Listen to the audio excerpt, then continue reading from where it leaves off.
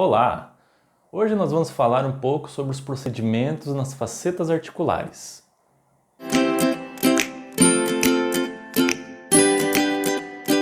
As facetas são articulações que têm uma membrana sinovial, uma membrana com líquido dentro. E elas fazem articulação entre uma vértebra e outra na coluna lombar e na coluna de uma forma geral, mas a gente está falando especificamente da coluna lombar nesse vídeo. Além das facetas, que são duas, uma de cada lado, uma vértebra articula com a outra através do disco intervertebral. O disco intervertebral é uma forma de articulação, mas é uma articulação diferente, não é uma articulação sinovial. As articulações sinoviais são várias no nosso corpo. Por exemplo, joelho, quadril, as articulações da mão, punho, tudo isso é sinovial. Então todas as doenças que acometem o joelho, o quadril, as articulações das mãos, podem acometer as articulações sinoviais na coluna. Qual a principal doença? A principal doença é o que a gente conhece como artrose. No linguajar médico nós chamamos essa doença de osteoartrite, que é a famosa artrose que todo mundo conhece. O desgaste dessa articulação. Então muitas vezes essas articulações facetárias elas vão desgastando ao longo dos anos.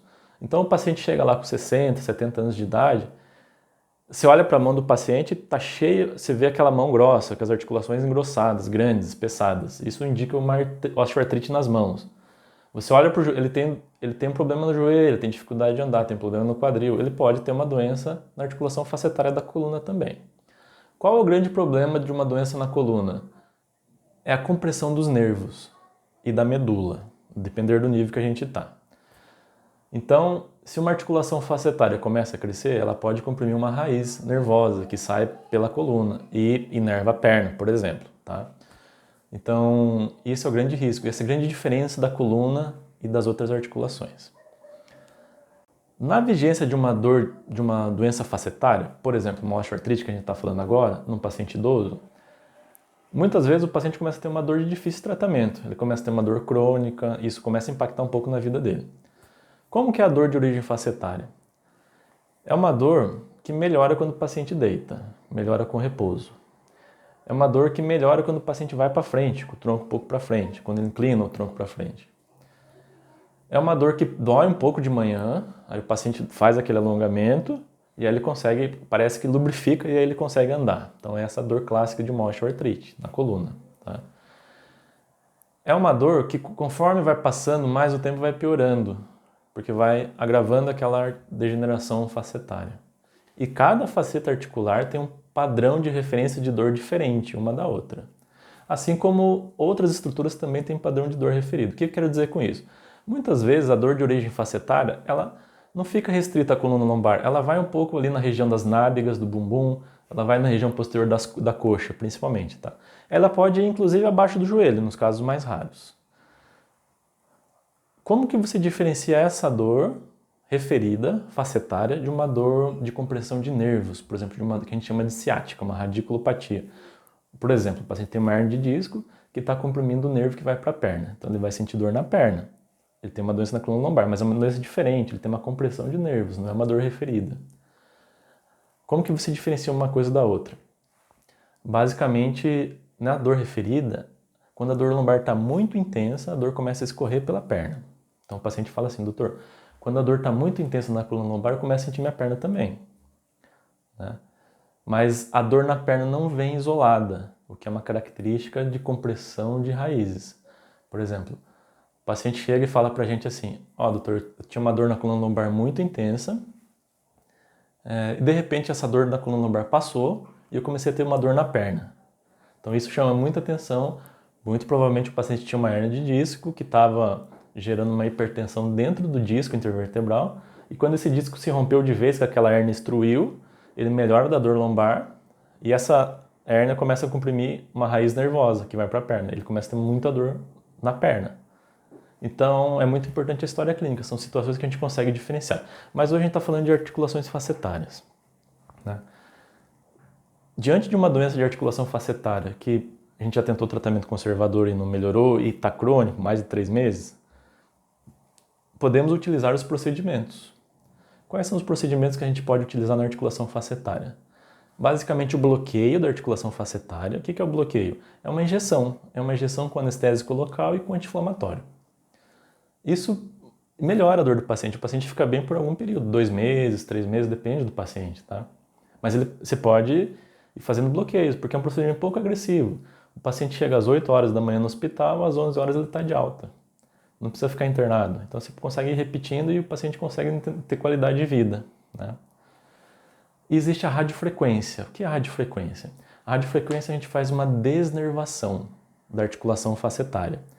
Na articulação facetária tem pequenos ramos nervosos que levam aquela informação de dor para a medula espinhal e depois para o encéfalo em última instância. Essas inervações são puramente sensitivas. Então você desnervar, você retirar essa inervação da articulação facetária não traz nenhum prejuízo funcional para o paciente. O paciente não vai ter nenhum tipo de prejuízo, a não ser que ele vai parar de sentir a dor naquela faceta que está doendo. E dessa forma ele vai ter mais qualidade de vida. Quando que a gente faz a radiofrequência? Quando a gente já fez um bloqueio facetário e o bloqueio foi benéfico, o paciente ficou um período sem dor, depois a dor voltou. Aí nessa situação é importante a gente fazer a radiofrequência. Porque a radiofrequência dá um efeito mais duradouro, o paciente fica 4 meses, 3, às vezes 6 meses sem dor. Tá? Então é bem interessante. E nesse período que ele fica sem dor, é importante que o paciente... a gente vai ter que individualizar o tratamento, né? Mas de uma forma geral é importante que o paciente ganhe musculatura na coluna vertebral e perca peso. Fácil falar, difícil fazer. Mudar hábitos é uma coisa muito difícil. Mas em quem tem dor lombar, isso deve ser o foco do tratamento. O foco do tratamento em quem tem dor lombar é perda de peso, ganho de massa muscular. Ah, doutor, mas eu já peso 50 quilos e tenho dor lombar. Cada caso é um caso. Aí vamos dar o foco em ganhar massa muscular. Ou então eu peso 150 quilos e tenho dor lombar. Tá, vamos perder peso sem perder massa muscular, o que também é super difícil, tá? A radiofrequência da coluna lombar dói? Muito pouco, muito pouco. É um procedimento que é feito com anestesia local e uma sedação leve.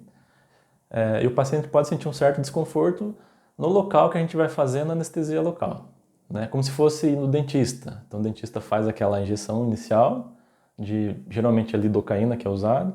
Essa lidocaína anestesia, mas antes dela anestesiar ela arde um pouco. Então isso acontece.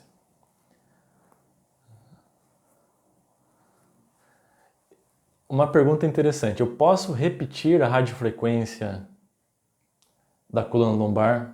Eu posso fazer 2, 3, 4 vezes? Pode, mas não é muito legal, né? Aí, quando a gente faz a radiofrequência, a desnervação das facetas articulares lombares através da radiofrequência, muitas vezes a gente acaba prejudicando a musculatura paravertebral da coluna. Tem um músculo chamado multífidos, que ele é inervado basicamente pelo mesmo ramo que vai para a faceta articular. Então, quando você começa a fazer 2, 3 radiofrequências e o paciente continua com dor, talvez seja a hora de mudar um pouco o enfoque. Não é interessante repetir mais do que 3 vezes uma radiofrequência de coluna lombar. Gostaria de pedir para vocês se inscreverem no canal, para que eu possa continuar produzindo esses vídeos e levando essa informação mais longe, a informação dessa nossa especialidade. Um grande abraço.